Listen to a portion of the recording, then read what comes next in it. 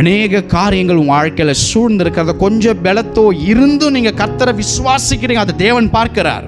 இந்த செய்தியை எல்லாருக்கும் கிடையாது. ஜெபிக்காத ஒருத்தனுக்கும் இந்த ஆசீர்வாதம் வராது. இயேசுவின் நாமத்தில் சொல்கிறேன்.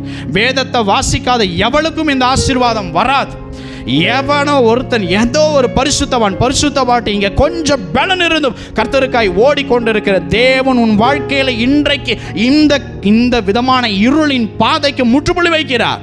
இதே வாழ்க்கையில அடுத்து வனாந்தரங்கள் போவாது. இந்த வனாந்தரம் செழிப்பாய் இருக்கிறத நீ பார்ப்பாய். ஏனென்றால் தேவன் உன்னை நடத்துவார். அவர் இன்றைக்கு உங்களை விடுவிக்க விரும்புகிறார்.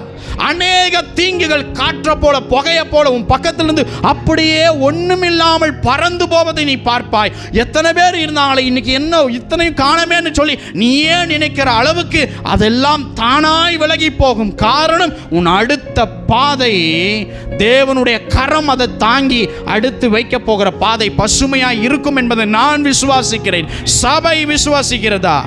ஹல்லேலூயா, ஹல்லேலூயா. கர்த்தர் அவரை